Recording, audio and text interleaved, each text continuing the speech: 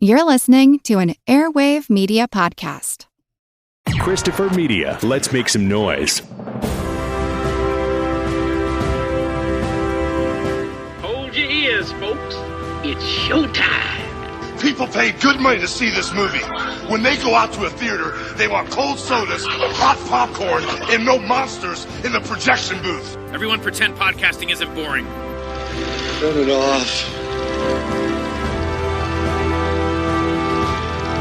Turn it off.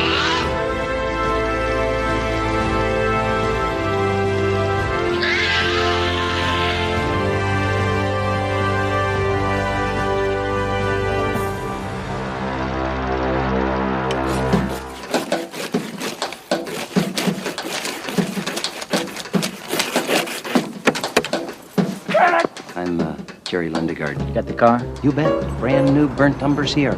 You want your own wife kidnapped. Her dad, he's real well off. So why don't you just ask him for the money? See, these are personal matters. Personal matters? Wait, it's Jerry. I don't know what to do. It's my wife. We gotta talk. It's something, oh, geez. It's terrible. Oh, I got the state looking for a Sierra with a tag starting DLR. I'm not sure that I agree with you 100% on your police work there, Lou. I think that vehicle there probably had dealer plates. Jeez. DLR? No, they said no cops. Here's the second one. So we got a trooper pull someone over. This a new car then, sir? Oh, it certainly is, officer. Still got that smell. There's a high-speed pursuit. We got a shooting. And then this execution type deal. $1 million, a lot of damn money. They got my daughter. Hi there, hon. Brought you some lunch, Margie. What are those, night crawlers? Oh, yeah, looks pretty good. How's Jean? Who's Jean? My wife. Well, the little guy, he was kind of funny looking. You were having sex with a little fella then? Yeah.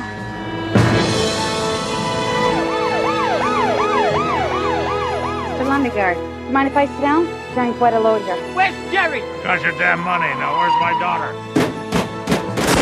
Jeez. Blood has been shed. We now want the entire 80,000. I answered the darn... I'm cooperating here. You have no call to get snippy with me. I'm just doing my job here. What do you fellas got yourself mixed up in? Police!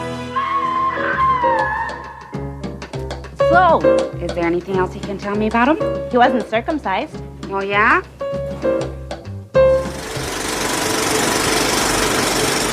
Hey folks, welcome to a special episode of The Projection Booth. My name is Mike White. On this episode, I am talking with Todd Melby. He is the author of a recent book, A Lot Can Happen in the Middle of Nowhere, The Untold Story of the Making of Fargo. It is a terrific book. I thought that I knew a lot about Fargo, but I only scratched the surface, and Mr. Melby has done a fantastic job of digging in deep, talking to a lot of folks that were behind the production, and just put together a riveting book about the making of Fargo. I highly recommend it, and you can find out more over at his website, Todd Melby, that's MELBY.com, and I will also have links over on the website, projectionboothpodcast.com. Definitely check it out, and I hope you enjoy the interview. I want to know more about you, Todd Melby. Tell me your story. How did we come to this place in your life? I'm a reporter, I'm a journalist, and I'm a podcaster. And so I'm just always, or so it seems, always looking for new subjects to tackle. And I was covering the oil boom in Western North Dakota about 5-6 years ago for a public media project, doing lots of radio and a short film about the oil boom and bust in North Dakota. And it was super, super intense. And as I was driving from Williston, North Dakota to Minneapolis across the Great Prairie, I thought, man, I just need something a little lighter that I really like.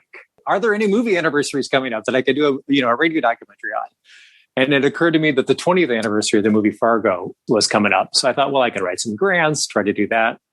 And I did. And my wife and I produced a radio doc about Fargo for Fargo's 20th anniversary. Interviewed William H. Macy, the dialect coach, Elizabeth Himmelstein, and a bunch of other actors. And then after that was done, I thought, I've never written a book before. Let's try that. Fargo isn't the movie of the Coen Brothers that jumps out at me because there's a lot of others that I like even more than that one, but I suppose it's the most user-friendly of all of their films. Yes, absolutely. Yeah, I interviewed the actor John Carroll Lynch, who played Norm Gunderson in the movie. And he said that, Fargo really has a beating heart. And he said there's that love story between, his character and Frances McDormand's character. And, their relationship is kind of the secure, happy relationship in the movie, right? We know nothing bad is going to happen when we see those two people on the screen. That's pretty rare in a Joel and Ethan Coen movie. Other than needing a project to work on, what drew you to Fargo? I really, really like the Coen Brothers. I like lots of other directors too. I'm from Western North Dakota. I was born there. I went to high school there. I currently live in Minneapolis. And so this whole milieu of Minnesota and North Dakota is very much a part of my life. I thought it was a project that I could pitch successfully to a publisher, a Minnesota-based publisher. And I knew people around here would be interested in it. And I knew people around the country and around the world are likely going to be interested in it if they like the Coen Brothers movies or movie making. I just really wanted to find out more about how movies were made beyond the acting and beyond the directing, and kind of, get into those often overlooked but important details like sound design, set decoration, special effects, the stunt people. So I ended up talking to lots of those kind of people. And I think in the book, I tried to weave their insights into the insights from the actors as well. How many years did it take you to put all of this together? The radio documentary, which is called We Don't Talk Like That, Fargo and the Midwest Psyche, because when you talk to people from northern Minnesota, northern North Dakota, that's what they say. They said, we don't talk like that. I mean, they really do say that a lot. And if you look in the Twitter comments after FX airs an episode of Fargo, there's lots of we don't talk like that comments. It took about a year to do the radio documentary. And then once I decided to do the book, the research and the writing took about 2.5 years.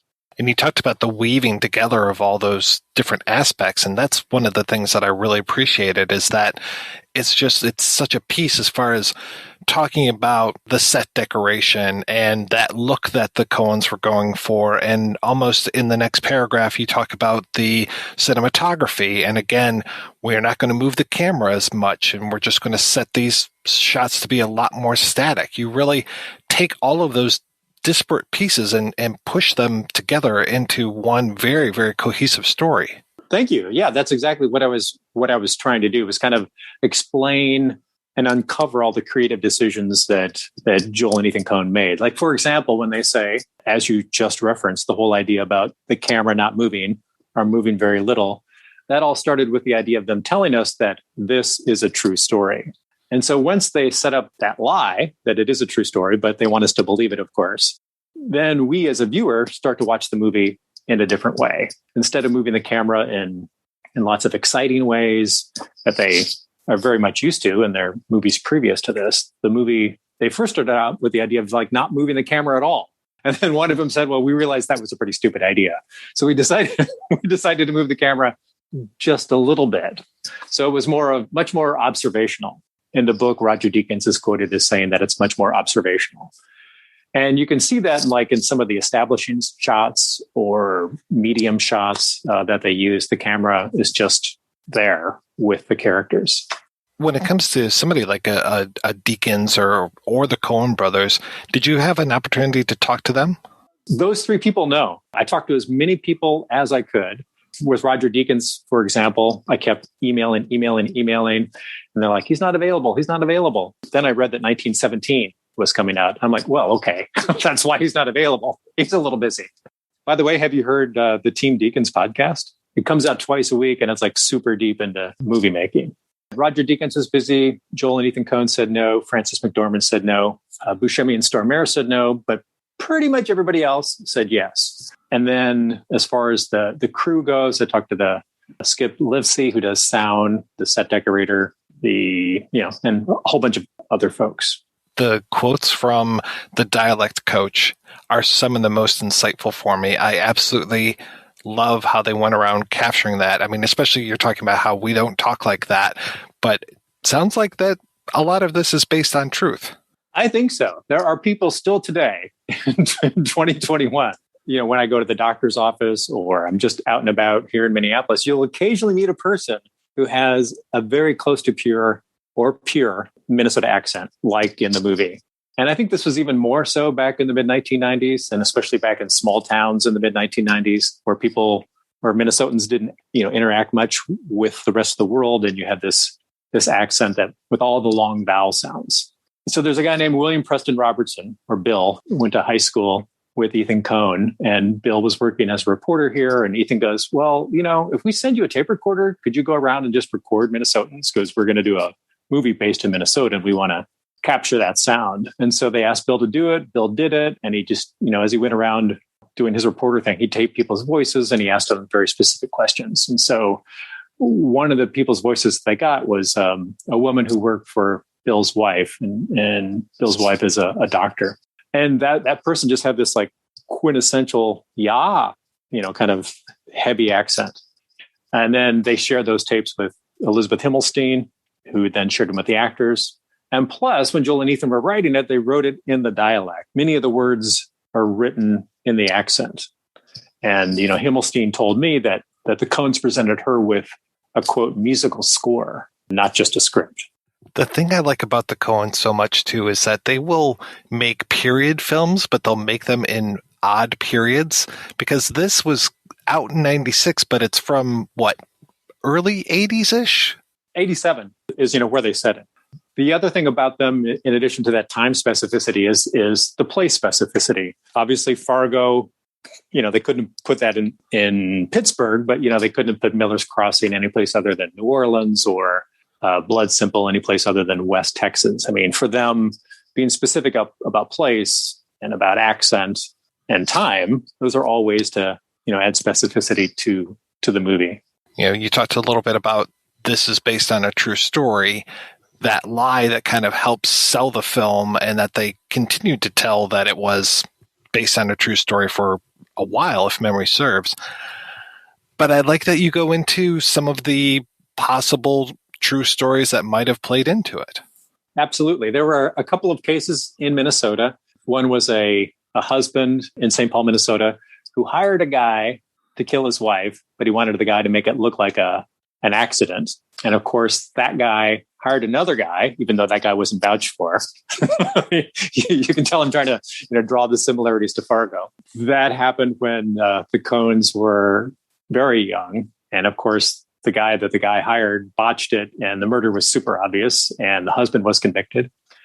And then there was a kidnapping when the Coen Brothers were teenagers. And this was another Minneapolis-St. Paul case. There was a rich woman who was taken out of her backyard and tied up to a pine tree in a Minnesota State Park up north, up by Duluth there. And that was a successful kidnapping, in that the kidnappers actually got the money and no one was convicted. They actually got away with it. And in this case, thankfully, the woman wasn't killed. She was returned safely. And then the third case that I mentioned in that chapter was a Connecticut case of a Eastern Airlines pilot in the 1980s who murdered his wife and then chopped up her body in a wood chipper. And he almost got away with it. But at trial, the prosecution pointed out the horrors of the wood chipper. It was a super famous case because it was an Eastern Airlines pilot. His wife was a stewardess, and there was a wood chipper involved. So like all the headlines of the day had the words pilot and wood chipper in them. So the prosecution actually had a videotape that they played to the jury that showed the powerful effects of a wood chipper by showing, well, here's what it would do to a pig. And it was just horrific, obviously. And I'm convinced that, the Coens read that and they thought, oh yeah, we need to put a wood chipper in a movie. That is horrific. But the wood chipper has become, lore. It's become like Dorothy's Dorothy's ruby slippers. I mean, it is the object from this movie that people talk about. When I think of the movie, I think of that image of Stormare standing by the wood chipper with Buscemi's leg hanging out of it. One thing your readers will learn, or readers will learn in general, is like, where is the wood chipper today? And the answer to that question is that it's in a grain silo just outside of Fargo, North Dakota. You can go there and visit it and pose by it, and you can put your baby in the chipper, you can put your dog in the chipper, and just take a selfie. Do you have a lot of selfies with that chipper? I have a couple, yeah. And I have, my son is with the chipper, my sister's with the chipper. The great thing is there are little old ladies who work there at the grain silo. It's sponsored by the Fargo Moorhead Visitors and Convention Bureau, because you need more reasons to go to Fargo, North Dakota. And so, like, if you don't have your bomber hat with you, like the kind that Storm Air was wearing in the movie, like they have some there, then they'll just lend them to you so you can put it on for your picture. Yeah, very nice. And, and Fargo, North Dakota is a pretty darn nice town too. You're talking about driving across from North Dakota into Minnesota. That idea of those open plains and the white and just all of that. I mean, just these amazing, striking images. Did you feel like you were in the movie when you were doing that? Oh, absolutely. Yeah. Well, the thing, and I mentioned this in the book too, is like how often there are these major snowstorms and blizzards here in the Midwest. I mean, there was the children's blizzard of 1888 where dozens of children died. Like I lived through the Halloween blizzard of 1991. I was taking my kids trick-or-treating in 1991, and it actually started to snow, and we ended up getting 20 some inches of snow in 3 days. I mean, people still talk about the Halloween blizzard of 91. And then there was like the storm of the century and the Armistice Day blizzard. Just about anybody who's driven across those plains has gotten stuck in a blizzard where they had to like pull over and spend the night at a motel. It's just part of life, and for the Coens to be here in Minneapolis, St. Paul, in 1995 during January, February, and March and not have any snow. I mean, that was a huge problem for them and super unexpected. So they had to eventually go north to Grand Forks, North Dakota to rent rooms at the Holiday Inn in Grand Forks and go even further north near the Canadian border to film, many of those outdoor scenes. Is Fargo seen as something to be proud of in Fargo, the movie that is? Yes, Fargo, North Dakota has completely embraced it. There's a statue of Frances McDormand as Marge Gunderson, and it's carved out of wood. The movie distributor gave it to the Fargo Theater when either the VHS or the DVD came out. There's the wood chipper that's at the grain silo. I interviewed the guy for the radio documentary, the guy who ran the tourist department. And, it was his job to try to bring conventions to the city. And of course, most people are afraid they're going to fall off the end of the earth if they get too far away from Minneapolis, St. Paul. So, so he was happy that anybody was even just talking about the city. One of the things that I really appreciated that you did in the book is that you really went into the whole Mike Yanagita scene, because that scene has troubled me since I first saw the film. And I was so glad that you really dive into that. It's a very important scene. And I really got to know the actor who played Mike Yanagita. His name is Stephen Park.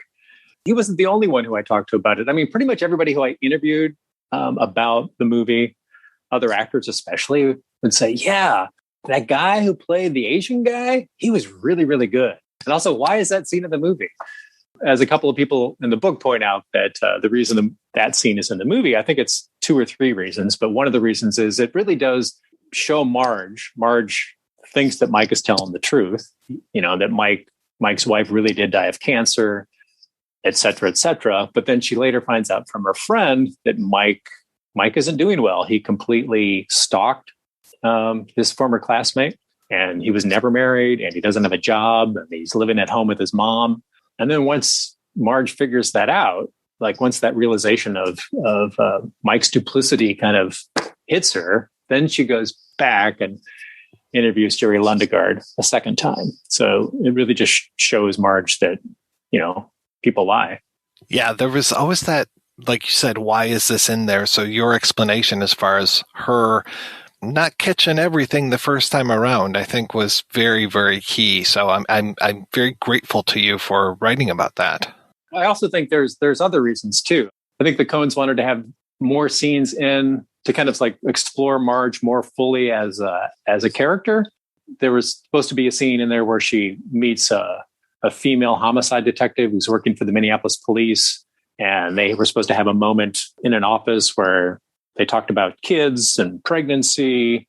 And there are some, plot points revealed to kind of move the movie forward. And they ended up just, axing that scene because it really was kind of, almost a paint by numbers kind of thing. Whereas the scene with Stephen Park as Mike Yanagita is just so much richer. I mean, he's just so depressed and sort of hungry for human connection. Sort of, he's just so sad. And hearing Park describe his approach to that character was just terrific. Yeah, the acting in the film does not get much better, down to the smallest character, and all of the attention to detail when it comes to those characters, how they are formed, and especially how they're dressed. You talking about the outfits of the two prostitutes. It's like, oh yeah, I can completely picture the hair, the scrunchie, the sweater, all of that, the little bee necklace on the one. It's just, yeah, it's perfect. That is super important. And I hadn't really noticed the scrunchie or like the denim skirt or even the bee on the necklace, but I was interviewing the actress who played hooker number one. Her name was Larissa Cokerno, and she was just talking about that in detail. I'm like, okay, wait, I have to pause it. And so as I was talking to her, I was pausing it and beginning to pay more attention. And I also love the story of hooker number one and hooker number two coming in to film that scene at a strip club in Wisconsin called the Loch Ness. And they were all made up, like their hair was all poofy. They had lots of makeup on.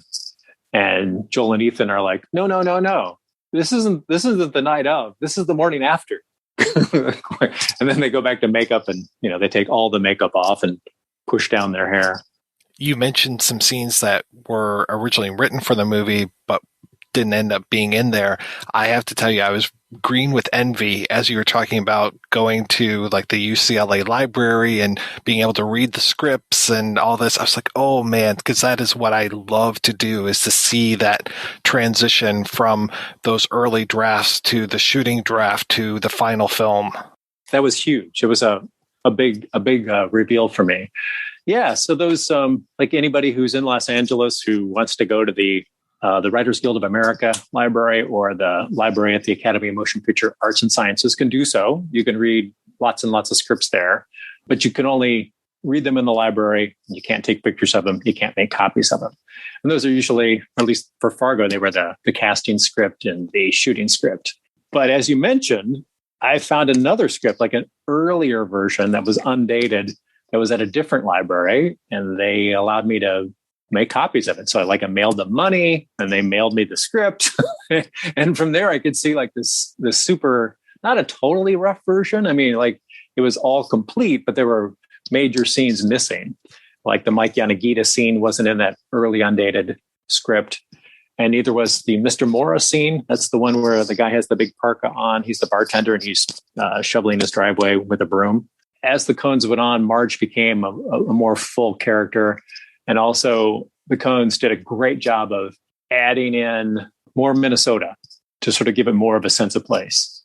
If you're talking about like scenes that have nothing to do with plot development, I mean, the guy with the parka in the driveway, sweeping his driveway, who talks about the funny looking guy who comes in to the bar saying, I'm going crazy up there at the lake. I mean, that one doesn't advance anything. But it's hilarious. It's just a terrific scene. Yeah. Bain Bilkey, who's the actor who played that role, he's just retired and he was a theater actor and director here in Minneapolis, but he's from Warroad, Minnesota, which is a short drive from the Canadian border. And they're crazy about hockey in Warroad. Like it's cold many more months a year than in Minneapolis, as far as like being like a hockey hotbed. Like there's several former Olympians from Warroad. So Bain said he was very very suspicious about having a broom in his hand. Like he said, no self-respecting Minnesotan would be out in their driveway with a broom. We'd always have a shovel. And he was also very protective of Minnesota. He said when he saw the movie and he saw the wood chipper, he thought, well, the movie ought to take place in Wisconsin, because they have Ed Gein and all those serial killers over there. What were some of the most surprising things you found when you were doing your research? I was surprised by some of the super small or super detailed things that the Coens would say to actors. Like there's a guy named J. Todd Anderson, who is their storyboard artist. And J. Todd, in addition to being the storyboard artist for Fargo, he also plays the Gawker. He's the guy in the red coat who sees Steve Buscemi pull off the trooper off the side of the road. That scene went fine, J. Todd said, but then the scene where he has to get out of the car and run away from the car and get shot in the back by Storm Air. Like if I were a director, and this is why I'm not a director probably, but if I were a director, I'd be like, yeah, all you have to do is get out and run and then, pretend to get shot. But they were actually giving him character advice because he's leaving his girlfriend behind in the car Joel was saying things like Jay Todd, you're a coward. You love your girlfriend, but you're a fucking coward, Jay Todd. And he's sort of be like, yeah, Jay Todd, you're a good guy, but you're a coward.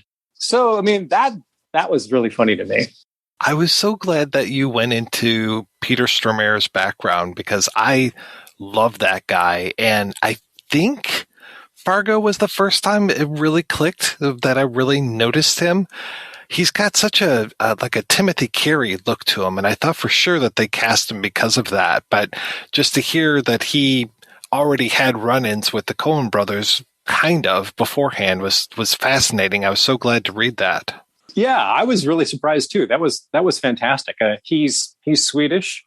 He was with the Swedish National Theater. He acted with Ingmar Bergman when Bergman was doing plays. Bergman did a version of Hamlet, and after touring Sweden or maybe even Europe, it came to New York City, and so Ethan saw Peter Stormare in this production of Hamlet at the Brooklyn Academy of Music, and so that's the first time that Ethan Coen had seen him. They wanted Stormare to be in Miller's Crossing, but he couldn't get out of a contract that he had with the theater company in Sweden. But then later, he got cast in a play with Frances McDormand. And both Joel and Ethan saw that play in New York City. And it was called The Swan by Elizabeth Egloff, I believe. And he played a guy with blonde hair who was kind of half man, half swan, and was mostly mute. So I'm sure it maybe clicked in their heads that we need a tall guy with, who'll be mostly mute for this role of a super killer. Of course, they had used Buscemi before, and they used him so well. I love Chet and Mink and all of the characters that he's ever played for them. But when he came to this role, it was just such a time for him to shine. It was great. Yeah. They thought he would make a really, really good blabbermouth. They know that Buscemi in real life isn't a blabbermouth, but there's something about him as an actor that they thought would make a really good blabbermouth. And so they paired, quiet guy with blabbermouth guy, which is something they've done before and since.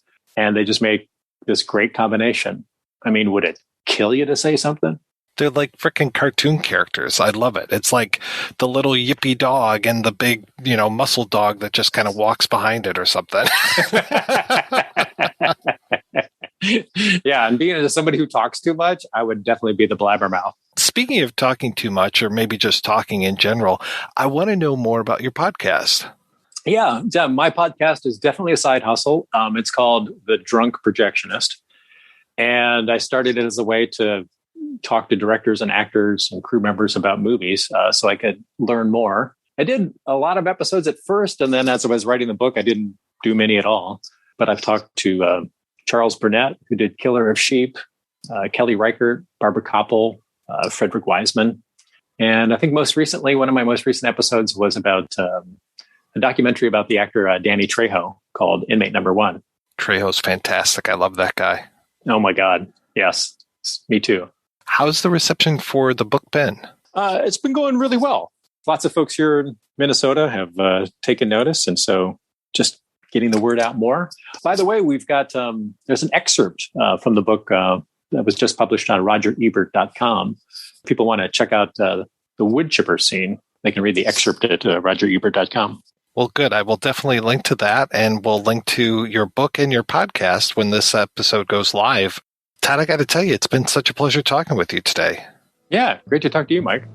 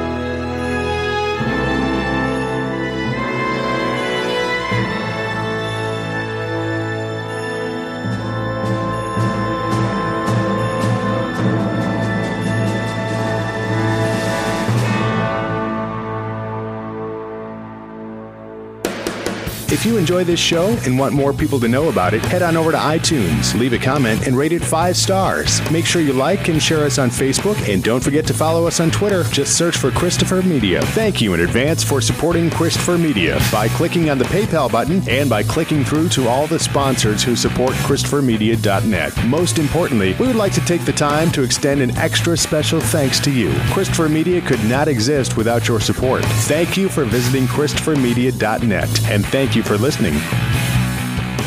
Christopher Media. Let's make some noise.